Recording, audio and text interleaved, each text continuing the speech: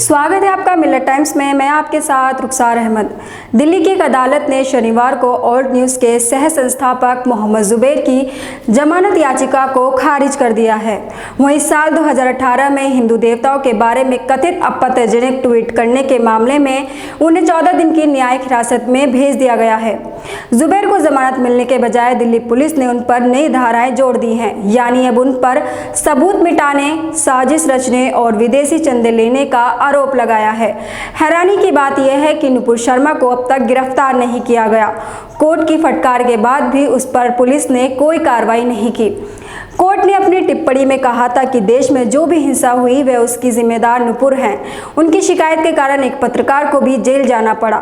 एक ट्वीट के मामले में गिरफ्तार पत्रकार जुबैर को जमानत देने के बजाय नई धाराएं जोड़ी जा रही हैं। आरोप लगाते हुए दिल्ली पुलिस ने बताया कि जुबैर का मोबाइल फोन और हार्ड डिस्क जब्त कर लिया गया है। दिल्ली पुलिस ने नई धाराएं IPC 201, 120B के साथ सबूत मिटाने, साजिश रचने जुड़ी जैसी धाराएं लगाई हैं।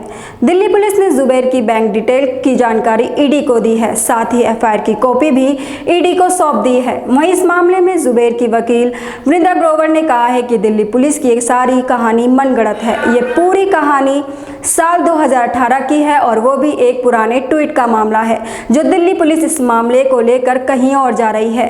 क्या मोबाइल फोन या सिम कार्ड बदलना अपराध है? क्या मेरे फोन को रिफॉर्मेट करना अपराध है या फिर चालाक होना गुनाह है? इनमें से कोई भी दंड संहिता के तहत अपराध नहीं है।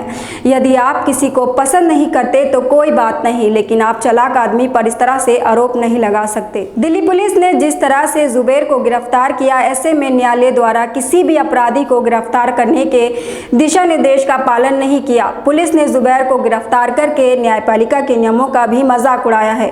आप हमारी इस वीडियो के बारे में क्या सोचते हैं, कमेंट बॉक्स में जरूर बताएं। मिलत टाइम्स की खबरें पढ़ने, सुनने और देखने के लिए गूगल प्ले स्टोर से ऐप डाउनलोड करें।